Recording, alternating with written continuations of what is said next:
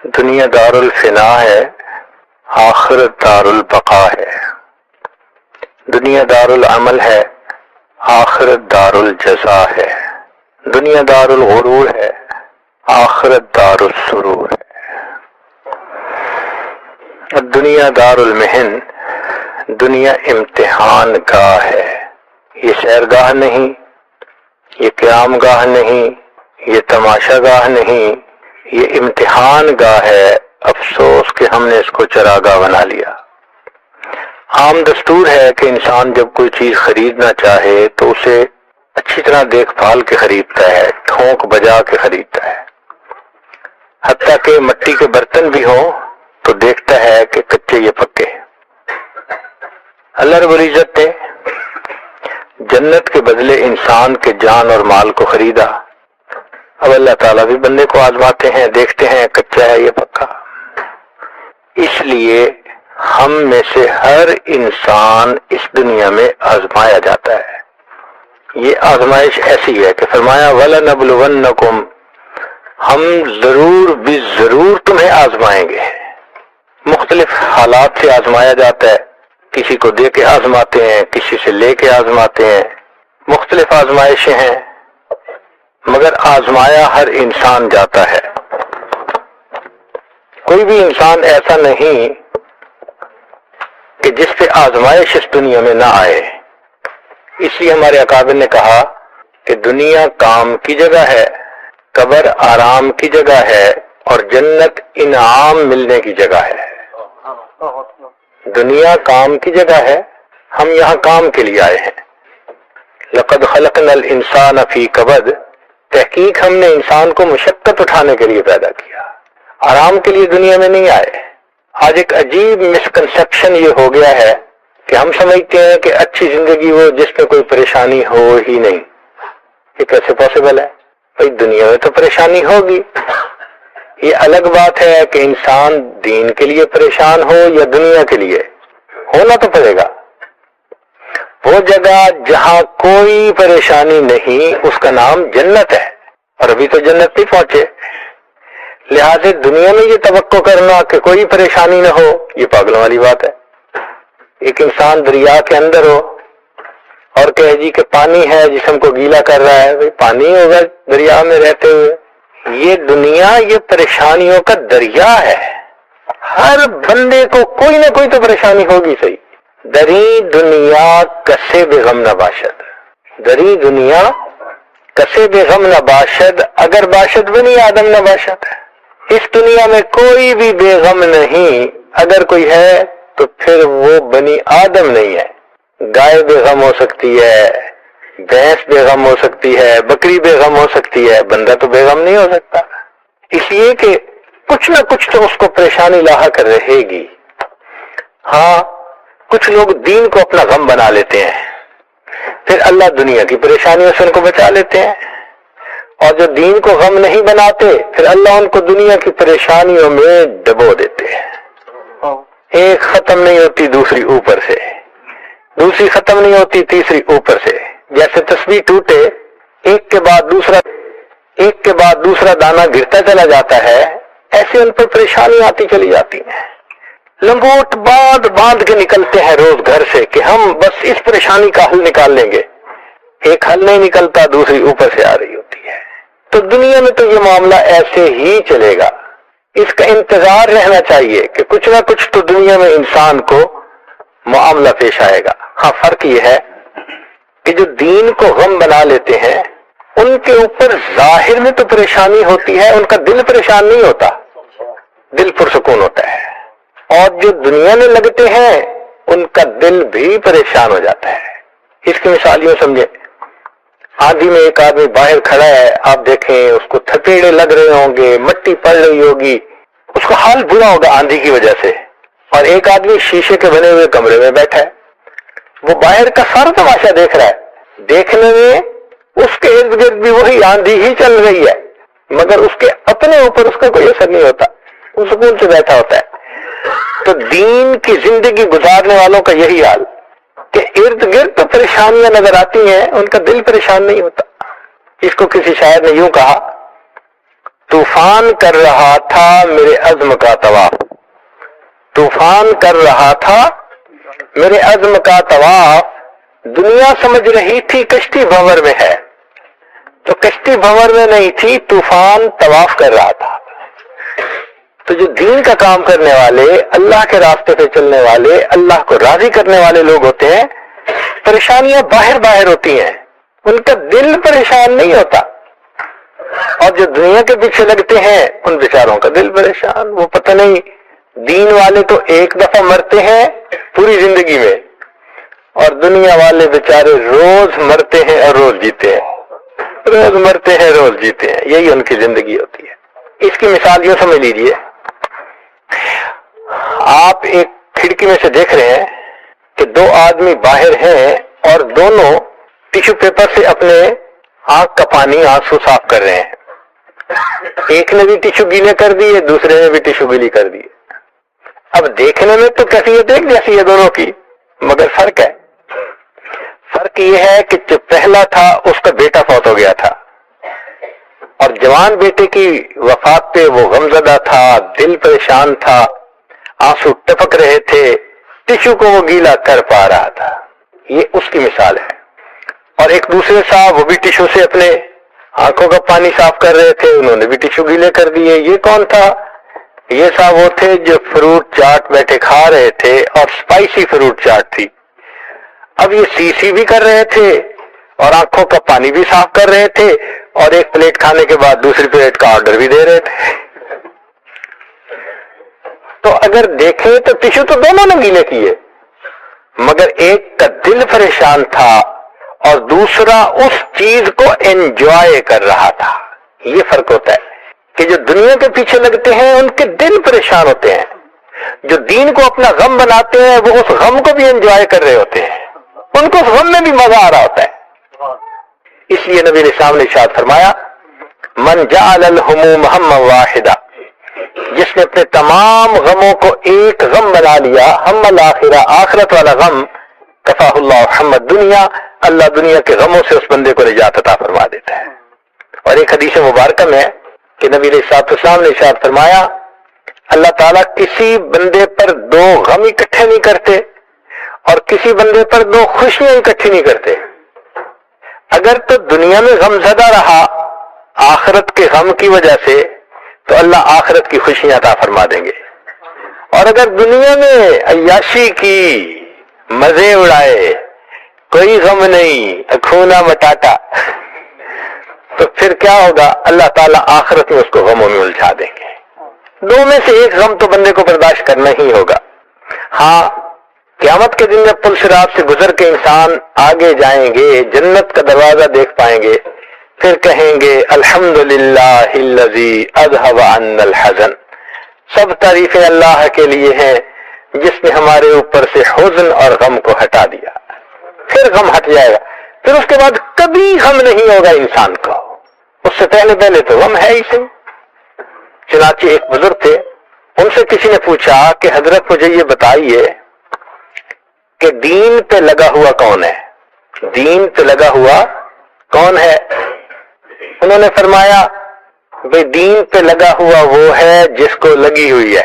دین پہ لگا ہوا کون ہے؟ جس کو لگی ہوئی ہے۔ لگی ہوئی کا کیا مطلب؟ جس کو فکر لگی ہوئی ہے، جس کو غم لگا ہوا ہے، کڑھن ہے جس کو لگی ہوئی، کس کی؟ دین کی۔ چنانچہ مومن کو اس دنیا میں چند غم ہر وقت ہوتے ہیں۔ سب سے پہلا غم کہ نیکی چھوٹ جانے کا غم، تکبیر اولیٰ نہ رہ جائے، تہجد نہ مس ہو جائے، میں فلاں محفل میں جانے سے کہیں دیر نہ ہو جائے، میرے معمولات نہ قضا ہو جائے، تو نیکی چھوٹ جانے کا غم، یہ بھی فکر ہوتی ہے ہر وقت کی۔ اس لیے سوتا بھی ہے تو اٹھنے کے وقت کا اس کو پہلے سے احساس ہوتا ہے کہ اتنے بجے مجھے اٹھنا ہے، اگر میری نماز کی تکبیر اولیٰ کی حفاظت مجھے کرنی ہے۔ چنانچہ ایک بزرگ تھے، ایک رات ان کی تہجد قضا ہو گئی، اتنا غم تھا کہ انہوں نے بقیہ پورا سال نفلی روزے رکھے اس تہجد کی قضا کے کفارے کے طور پر کہ میری تہجد کیوں قضا ہوئی۔ سیدنا امیر معاویہ رضی اللہ تعالیٰ عنہ ایک مرتبہ سفر سے واپس آئے، بہت تھکے ہوئے تھے. اللہ کی شان، انسان تھکا ہوتا ہے تو پھر بے سدھ ہو کے سو جاتا ہے. ایسی گہری نیند تھی کہ اس دن تہجد قضا ہو گئی. تو جب آنکھ کھلی تو اتنا روئے، اتنا گڑ گڑائے اللہ کے سامنے کہ آج سفر کی تھکان کی وجہ سے میری تہجد قضا ہو گئی. تہجد فرض تو نہیں ہے، مگر اللہ والے جو اللہ کی محبت میں ڈوبے ہوتے ہیں وہ ایسے ہی اہتمام کرتے ہیں جیسے عوام الناس فرض نماز کا اہتمام کر رہے ہوتے ہیں. تو بہت روئے. خیر اللہ کی شان، کچھ عرصے کے بعد پھر ایسا ہی معاملہ ہوا. سفر تھا اور تھکن تھی، اور جب سوئے تو لیٹ نائٹ تھی اور پھر گہری نیند. اب سوئے ہوئے ہیں، کوئی صاحب آئے اور اس نے آ کے جگایا. بھئی آپ کون ہیں؟ کہ جی میں آپ کو جگا رہا ہوں، اٹھ کے تہجد پڑھ لیں. کہ بھئی تو کوئی بڑا اچھا بندہ نظر آتا ہے، میری تہجد جا رہی تھی، تو نے مجھے جگا دیا. کہنے لگا میں شیطان ہوں. ان کا شیطان؟ وہ تو کسی کا بھلا نہیں چاہتا. کہنے لگا بھلا تو اب بھی نہیں آپ کا کیا. انہوں نے کہا کیسے؟ کہنے لگا کہ اس طرح کہ پہلے آپ کی ایک مرتبہ تہجد قضا ہوئی تھی، اتنا آپ روئے تھے اور اتنا آپ کو دکھ ہوا تھا کہ اس غم اور دکھ پر اللہ نے سالوں تہجد پڑھنے کا ثواب لکھوا دیا تھا. آج پھر سوئے ہوئے تھے. میں نے سوچا پھر تہجد قضا ہوگی، یہ پھر روئیں گے، سالوں کا ثواب پائیں گے، تو بہتر ہے کہ میں جگا ہی دوں. لہذا میں بنفس خبیث خود آ کے آپ کو جگا رہا ہوں. اب آپ تہجد پڑھیں گے تو ایک دن کا ثواب ملے گا، سالوں کا تو نہیں نہ ملے گا.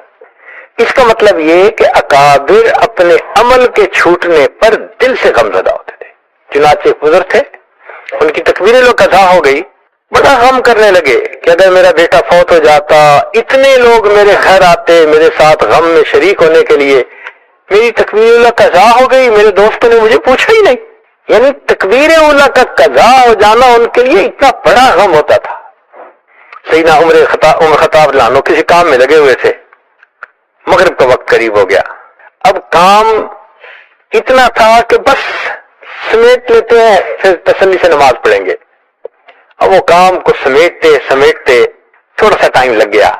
یوں سمجھے کہ وقت ہونے کے آدھا گھنٹہ بعد جیسے ہوتا ہے. اب سنت تو یہی ہے کہ مغرب جیسے ہی ہو جلدی پڑھ لینی چاہیے. کام سمیٹتے ان کو تھوڑا سا وقت زیادہ لگ گیا تو ان کو احساس ہوا کہ اوہو میں نے تو کام میں لگ کے نماز کا مستحب وقت چھوڑ بیٹھا، حالانکہ جواز کا وقت تو تھا. ابھی مستحب وقت کیوں نکل گیا؟ اس بات پر عمر خطاب اللہ نے 2 غلاموں کو آزاد کیا کہ اے میرے اللہ، مجھ سے کوتاہی ہوئی کہ سنت وقت کی بجائے میں نے تھوڑا سا تاخیر کر کے مغرب کی نماز پڑھی، اس پر میں 2 غلاموں کو آزاد کرتا ہوں. اتنا انہیں فکر ہوتی تھی. تو پہلا غم مومن کو ہوتا ہے نیکی چھوٹ جانے کا غم، اور دوسرا ہوتا ہے گناہ سرزد ہو جانے کا غم. یہ بھی ہر وقت ساتھ لگا ہوا ہے. زبان سے جھوٹ نہ نکل جائے، ہر وقت محتاط رہنا پڑتا ہے. کوئی مشتبہ چیز منہ میں نہ چلی جائے، ہر وقت ویجیلنٹ رہنا پڑتا ہے. انسان ذرا سا لاپرواہ ہوا کہیں نہ کہیں ٹھوکر کھا جاتا ہے. تو گناہ سرزد ہونے کا بھی غم. چنانچہ ایک مرتبہ اللہ کے پیارے حبیب صلی اللہ علیہ وسلم گھر تشریف لائے تو بستر کے اوپر ایک کھجور پڑی تھی. اللہ کے حبیب صلی اللہ علیہ وسلم نے اس کو اٹھا کے کھا لیا. اب کھانے کے بعد خیال آیا کہ میرے گھر میں تو کئی مرتبہ صدقے کی بھی کھجوریں آتی ہیں، اور صدقہ کی کھجور ہم تو استعمال نہیں کرتے، ہم تو آگے دے دیتے ہیں، پتہ نہیں یہ کھجور کا ایسی. اب وہ ویریفائی نہیں ہو رہی تھی. ام المومنین فرماتی ہیں کہ نبی علیہ السلام میرے ساتھ بستر پر لیٹے رہے مگر کروٹیں بدلتے رہے. میں نے پوچھا اے اللہ کے حبیب صلی اللہ علیہ وسلم آج آپ کو نیند نہیں آ رہی؟ فرمانے لگے کہ میں نے جو کھجور کھا لی مجھے ڈر لگ رہا ہے کہیں وہ صدقے کی کھجور نہ ہو. یعنی اللہ کے حبیب صلی اللہ علیہ وسلم کو اتنا ڈر تھا اس بات کا کہ کہیں وہ صدقے کی کھجور نہ ہو جو میں نے کھا لی ہے. تو گناہ سرزد ہونے کا غم. سیدنا عمر فاروق لانو کی طبیعت کے اندر نظم و ضبط بہت تھا. ایک مرتبہ بازار میں سے گزر رہے تھے، ایک بندے کو دیکھا کہ جو بازار میں کھڑا ہے اور خواہ لوگوں کا راستہ روکا ہوا ہے. حضرت عمر لانو کے ہاتھ میں درہ تھا.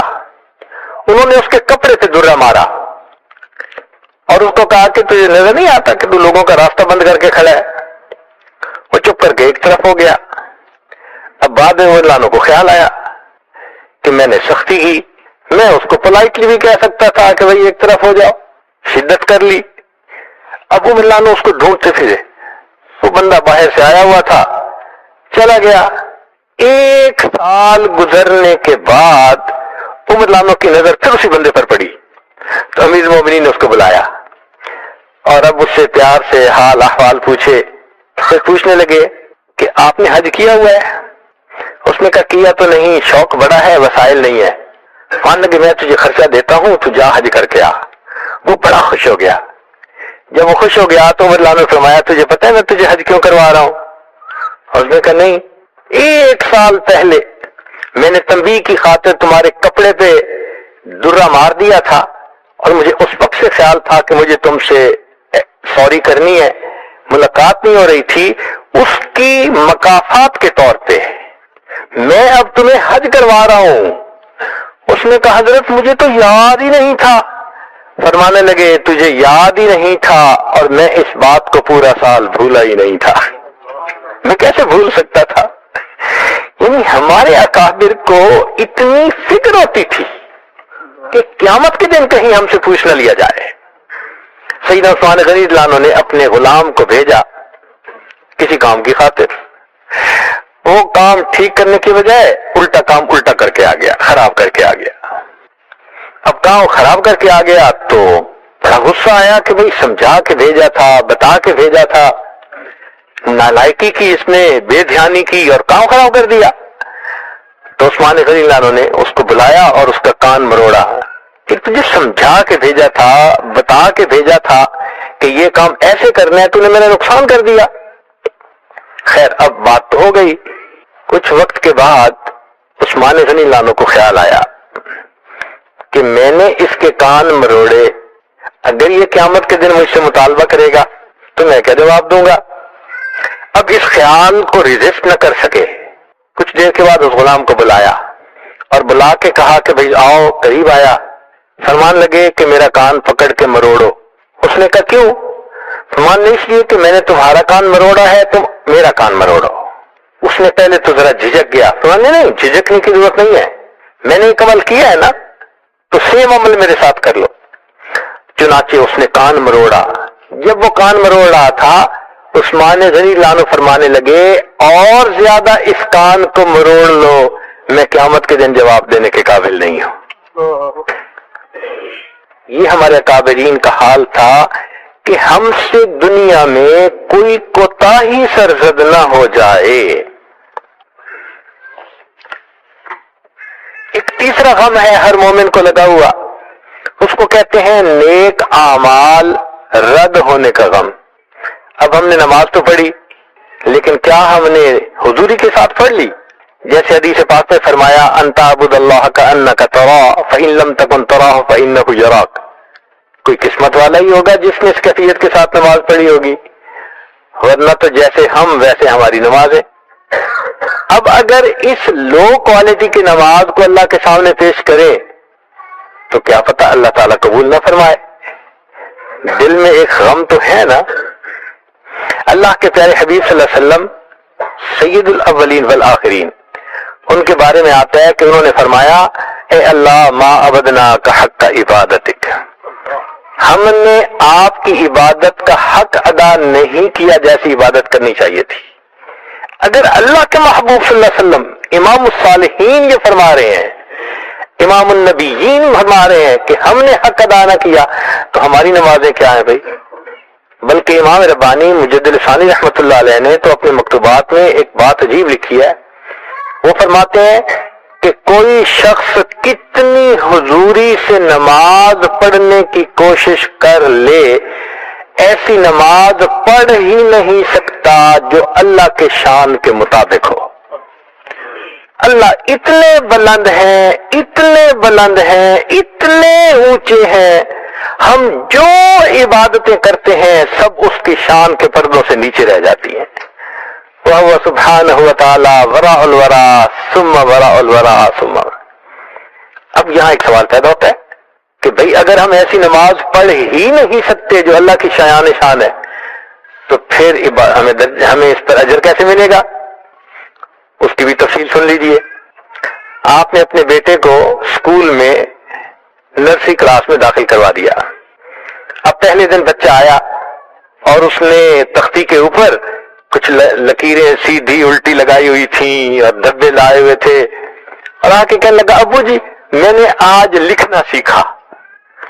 تو آپ اس کی تختی کو دیکھتے ہیں، لائنیں ٹیڑھی ہیں، لکھا ہوا سمجھ نہیں آتا، دھبے لگے ہوئے ہیں، مگر بچے کی محبت میں اس کو انکریج کرنے کے لیے آپ اس کو آئس کریم انعام کے طور پہ دیتے ہیں۔ اب یہ آئس کریم اس کی خوش خطی کا انعام تو نہیں ہے نا، یہ تو محبت کا اظہار ہے۔ بس یوں سمجھ لیجئے ہم جو نمازیں پڑھتے ہیں وہ بچے کی ٹیڑھی میڑھی لکیروں کی مانند ہی ہوتی ہیں، لیکن ان اللہ بالناس لرؤوف الرحیم، بے شک اللہ تعالیٰ رؤوف الرحیم ہے، وہ اپنی رأفت اور رحمت کی سبب بندے پر مہربانی کرتے ہیں، اس اتنی سی نماز پر بھی اس کو اجر عطا فرما دیتے ہیں۔ مگر فکر تو دل میں ہوتی ہے، اس لیے کہ حدیث پاک میں آیا ہے کچھ لوگ ایسی نماز پڑھتے ہیں ان کی نماز پھٹے کپڑے کی طرح منہ پہ مار دی جاتی ہے، کچھ روزہ رکھتے ہیں ان کا روزہ ان کو واپس لوٹا دیا جاتا ہے اور ان کو کہہ دیا جاتا ہے تمہیں بھوکا پیاسا رہنے کے سوا کچھ نہیں ملا۔ امام اعظم ابو حنیفہ رحمۃ اللہ علیہ 40 سال تک ساری رات عبادت کا معمول رہا، پھر عمرے کے لیے گئے اور مقام ابراہیم پہ 2 رکعت نفل میں پورا قرآن پاک پڑھا، اور پڑھنے کے بعد پھر ہاتھ اٹھا کے دعا مانگی الہی ما عبدناک حق عبادتک، جیسے آپ کی عبادت کا حق تھا وہ حق ہم ادا نہیں کر سکے۔ اگر ہمارے بڑوں نے یہ کہہ دیا کہ ہم حق ادا نہ کر سکے تو بھئی ہم کس کھیت کی گاجر مولی ہیں؟ ہمیں تو فکر مند اور ہونا چاہیے کہ اللہ رب العزت مہربانی فرما دیجیے۔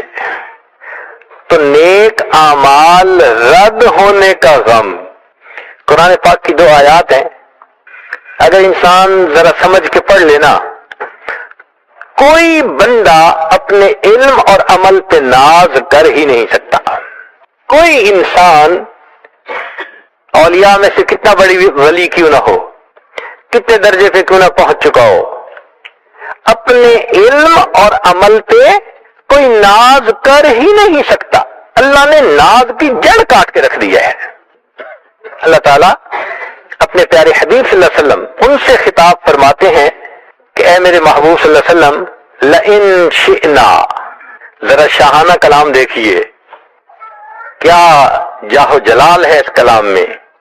لئن شئنا، اگر ہم چاہیں، لنذهبن بالذی اوحینا الیک، ثقیلہ کا صیغہ استعمال کیا، تاکید کا آخری درجہ، اگر ہم چاہیں تو ہم نے جو علم آپ کو عطا کیا ہم سب آپ سے واپس لے لیں۔ یہ خطاب سید المرسلین سے ہو رہا ہے۔ اللہ کی عظمت پہ ذرا غور کیجئے، لئن شئنا لنذهبن بالذی اوحینا الیک، اور دوسری جگہ ایک آیت میں عمل پہ ناز کی جڑ کاٹ دی، فرمایا اے میرے محبوب صلی اللہ علیہ وسلم لولا ان ثبتناک، اگر ہم آپ کو ثابت قدمی نہ دیتے، استقامت نہ دیتے، دین پہ جمائے نہ رکھتے، عمل پہ کھڑا نہ رکھتے، لولا ان ثبتناک لقد کدت ترکن الیہم شیئا قلیلا، تو آپ ان مشرکین کی طرف تھوڑا سا مائل ہوتے، نتیجہ کیا ہوتا، اذا لأذقناک ضعف الحیات وضعف الممات ثم لا تجد لك علینا نصیرا۔ اب ان الفاظ کا ترجمہ نہیں میں کر سکتا، ہمت نہیں ہے ترجمہ، عجیب ہے یہ آیت۔ ہے کوئی ماں نے بیٹا جنا جو اپنے علم اور عمل پہ ناز کرے، جب اللہ اپنے حبیب صلی اللہ علیہ وسلم کو یہ خطاب فرما رہے ہیں؟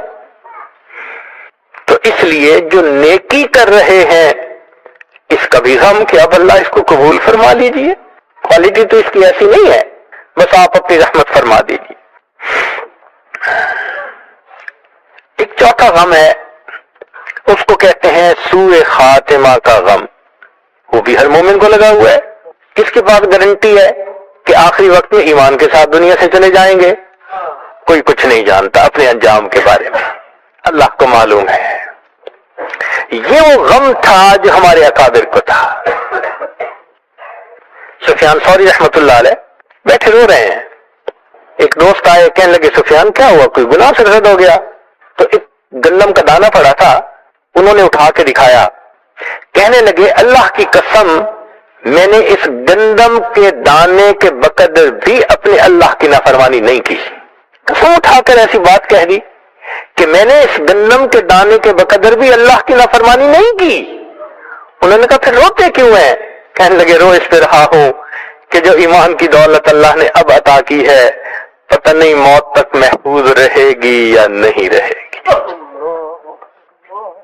کون جانتا ہے اپنے انجام کے بارے میں؟ کتاب میں لکھا ہے کہ نبی علیہ السلام کے پاس جبریل علیہ السلام آئے اور دعا مانگنے لگے, کانپ رہے تھے. الہی لا تبدل اسمی لا تغیر اسمی ولا تبدل جسمی. اے اللہ میرے نام کو نہ بدل دینا اور میرے جسم کو کسی اور کام پہ نہ لگا دینا. تو نبی صاحب نے پوچھا جبرائیل کیسی دعا مانگ رہے ہو؟ کہنے لگے اللہ کے حبیب صلی اللہ علیہ وسلم میں نے شیطان مردود ہونے کا منظر آنکھوں سے دیکھا.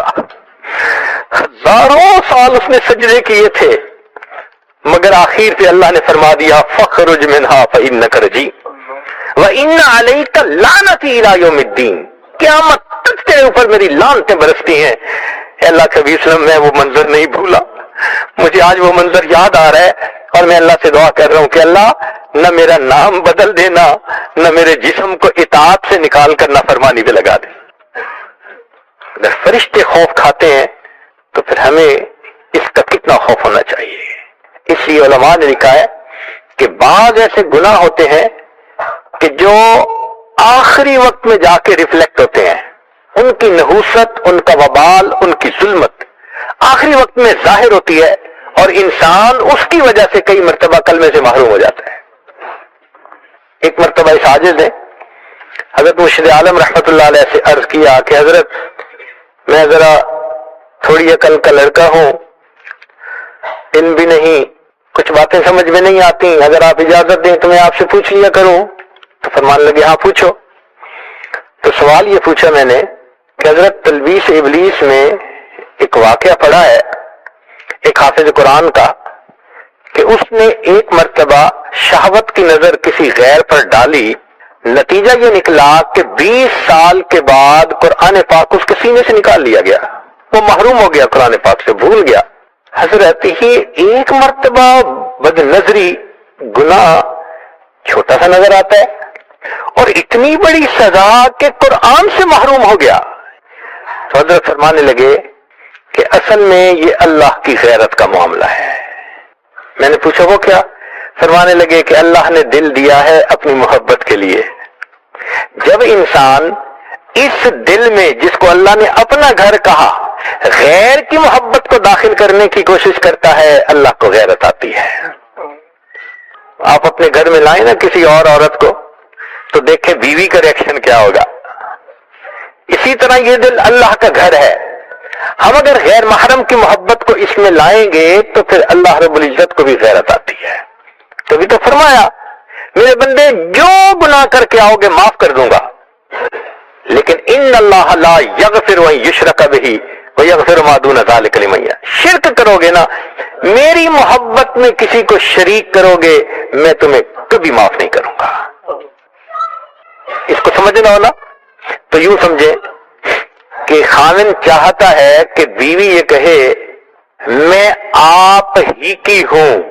خاوند کیا چاہتا ہے کہ بیوی یہ کہے میں آپ ہی کی ہوں, اور اگر بیوی یہ کہہ دے میں آپ کی بھی ہوں تو یہ برداشت ہوتا ہے؟ کوئی خاوند ڈائجسٹ نہیں کر سکے گا, کہے گا کبھی نہیں ہو سکتا. تو جس طرح خاوند اس چیز کو برداشت نہیں کرتا کہ بیوی کہے آپ کی بھی ہوں, اللہ بھی برداشت نہیں کرتے کہ بندہ کہے اللہ میں آپ کا بھی ہوں. اللہ کہتے نہیں نہیں, یہ کہو آپ ہی کا ہوں. سب محبتیں چھوڑ دی میں نے, ایک آپ کی محبت کو دل میں بسا لیا میں نے. اس لیے یہ جو غیر محرم کو دیکھنا یا اس سے رابطے بڑھانا، میسیجز کرنا، فون کرنا، یہ سب مبادیات زنا ہے، اور اس کا اثر پھر موت کے وقت آتا ہے۔ اللہ بھی دیکھتے ہیں نا، کہتا تھا آئی love you I miss you, چلو ٹھیک ہے، جس سے محبت کرتے تھے اسی کے ساتھ ملا کے جہنم بھیجیں گے تجھے، المرء مع من احب، اللہ اپنی محبت سے محروم کر دیتے ہیں۔ یہ الفاظ کہتے ہوئے آئی لو یو، ذرا غور کیا کریں، اگر یہ لفظ غیر محرم کو کہہ دیا، کہیں ایسا نہ ہو اس لفظ کے کہنے پر اللہ کہہ دے ٹھیک ہے تم مجھ سے محبت کرتے ہو، میں تمہیں اپنی محبت کی لذت سے محروم کر رہا ہوں، پھر کیا بنے گا؟ تو اس لیے موت کے وقت کبھی کبھی یہ گناہ ریفلیکٹ ہوتا ہے اور انسان کا خاتمہ ایمان پہ نہیں ہوتا۔ حدیث پاک میں ہے کتنے لوگ ہوں گے کہ ساری عمر ان کا نام مسلمانوں کی فہرست میں رہتا ہے، آخری وقت میں ان کا نام فہرست سے نکال دیا جاتا ہے۔ اور قرب قیامت کے بارے میں نبی علیہ السلام نے فرمایا ایسا زمانہ آئے گا یصبح مؤمنا ویمسی کافرا، صبح اٹھے گا ایمان والا ہوگا، شام سونے کے لیے بستر پہ جائے گا ایمان سے خالی ہوگا۔ ایمان کیسے خالی ہوتا ہے؟ ایسے ہی تو ہوگا۔ تو سوء خاتمہ کا غم یہ بھی ہر وقت لگا ہوا ہے، اور ایک پانچواں غم ہے جس کو کہتے ہیں اللہ کے سامنے پیشی کا غم، یہ اس سے بھی بڑا غم ہے۔ سلف صالحین کی زندگیوں کو ذرا پڑھ کے دیکھیں کہ کتنا ڈرتے تھے اللہ کے سامنے پیش ہونے سے۔ سیدنا صدیق اکبر نے جو فرمایا کرتے تھے اے کاش مجھے میری ماں نے جنا ہی نہ ہوتا، اے کاش میں گھاس کا تنکا ہوتا، اے کاش میں مومن کے بدن کا بال ہوتا، اے کاش میں کوئی پرندہ ہوتا۔ وہ کیوں کہتے تھے؟ اس لیے کہ ان کو پتا تھا کہ قیامت کے دن اللہ کے سامنے پیش ہونا پڑے گا۔ عمر لانو ایک مرتبہ فرمانے لگے اے کاش میں کوئی مینڈا ہوتا اور میرے گھر مہمان آتے اور گھر والے مجھے ذبح کر کے پکا کے مہمانوں کو کھلا دیتے اور وہ مہمان اس کا پخانہ بنا کے نکال دیتے، یہ بہتر تھا کہ مجھے اللہ کے سامنے پیش ہونا پڑے گا۔ اور عمر لانو کتنا ڈرتے تھے آخرت میں معاملے میں، حیرت ہوتی ہے۔ ایک مرتبہ حذیفہ لانو کو بلایا، فرمانے لگے حذیفہ مجھے پتا ہے کہ نبی علیہ الصلوۃ والسلام نے آپ کو منافقین کے نام بتلائے، صاحب سر ہیں آپ، راز جانتے ہیں، اور مجھے یہ بھی پتا ہے کہ نبی علیہ السلام نے آگے بتانے سے منع فرمایا کہ یہ نام کسی کو نہ بتانا۔ حذیفہ میں نام نہیں پوچھتا کسی کا کہ کون کون منافق ہے، اس لیے بلایا ہے صرف اتنا بتا دے کہ کہیں عمر اس میں شامل تو نہیں ہے، کہیں عمر تو اس میں شامل نہیں ہے۔ اللہ اکبر۔ اور جب عمر لانو کا آخری وقت تھا، عبداللہ ابن عمر لانو اپنے بیٹے کو بلایا، بیٹے جب میری روح نکل جائے جلدی نہلا دینا، کفنا دینا، جلدی دفنا دینا، ابا جان ہم جلدی کریں گے۔ پھر تھوڑی دیر کے بعد بلایا، بیٹا کفن دفن میں جلدی کرنا۔ پھر تیسری مرتبہ جب بلایا نا تو اس وقت عبداللہ ابن عمر کہنے لگے امیر المومنین آپ مجھے 2 دفعہ پہلے فرما چکے ہیں ہم جلدی کریں گے، اتنی جلدی کیوں کر رہے ہیں؟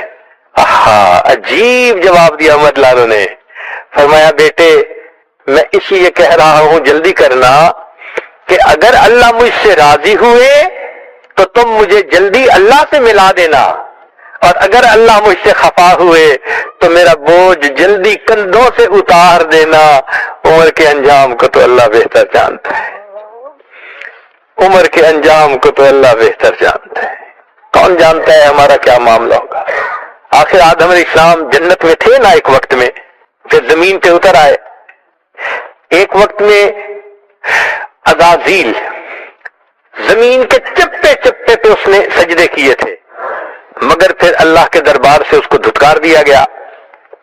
ایک وقت تھا نا کہ جب بلم باور نے کئی 100 سال عبادت کی تھی، اور پھر قرآن مجید میں اللہ نے اس کو کتا کہہ دیا نا فَمَثَلُهُ كَمَثَلِ الْكَلْبِ، سینکڑوں سال سجدے کیے تھے نا آخر اس نے، اور انجام کیا ہوا؟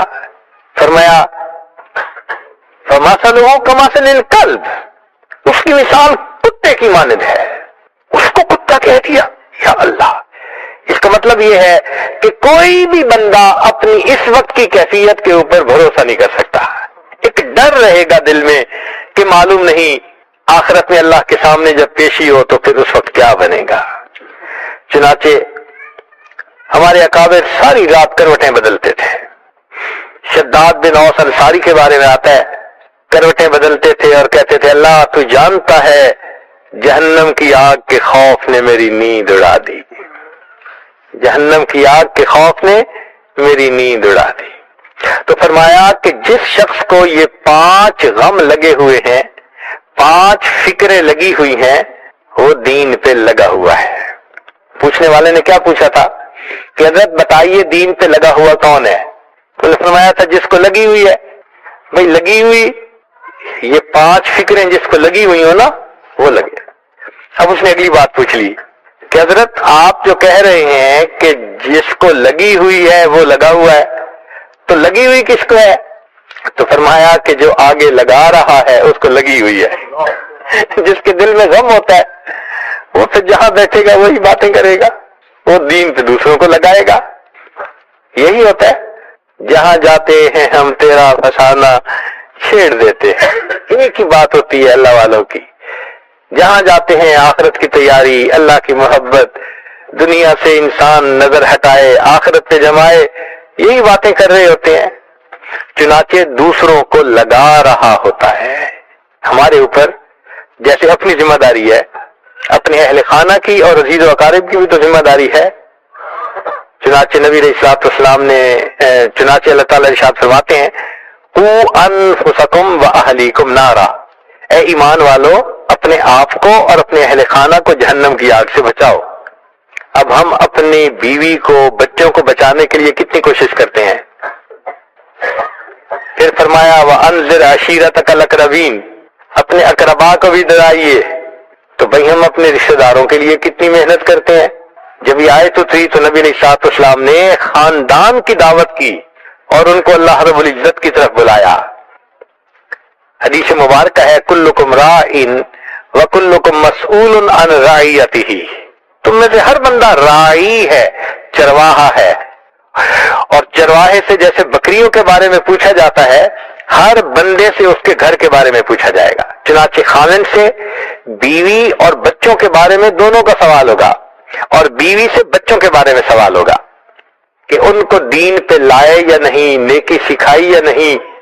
تو اپنا غم الگ تھا، یہ اور غم بھی ہمارے سر پہ ہے. اور پھر جو دین کا کام کرنے والے ہوں ان کے سر پہ تو سب سے زیادہ غم ہوتا ہے. اللہ اکبر. اللہ تعالیٰ فرماتے ہیں فَلَنَسْأَلَنَّ الَّذِينَ أُرْسِلَ إِلَيْهِمْ وَلَنَسْأَلَنَّ الْمُرْسَلِينَ. ہمارے حضرت یہ آیت پڑھتے تھے، رویا کرتے تھے، فرماتے تھے اللہ انبیاء کو فرماتا ہے، فرما رہے ہیں کہ ہم قیامت کے دن ان انبیاء سے بھی پوچھیں گے آپ نے دعوت دینے کا حق ادا کیا یا نہیں، اور ان لوگوں سے پوچھیں گے تم نے دعوت کو قبول کرنے کا حق ادا کیا یا نہیں. دونوں سے پوچھیں گے. اللہ اکبر کبیرہ. تو دین کا کام کرنے والے اور زیادہ غم زدہ ہوتے ہیں. اور ایک آخری غم امت کا غم. نبی علیہ الصلوۃ والسلام خاتم النبیین، آپ اپنی امت کا غم اس امت کے حوالے کر کے گئے.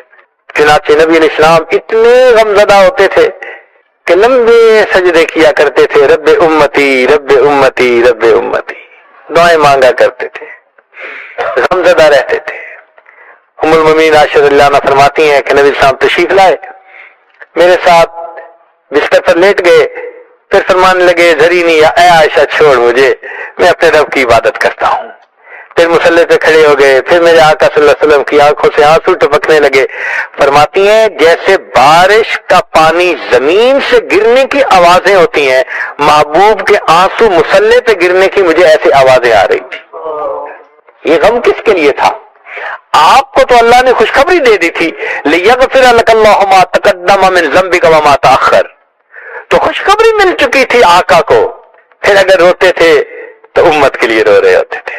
پوری رات میرے آقا یہ پڑھ کے روتے رہے ان تعذبہم فإنہم عبادک وإن تغفر لہم فإنک انت العزیز الحکیم.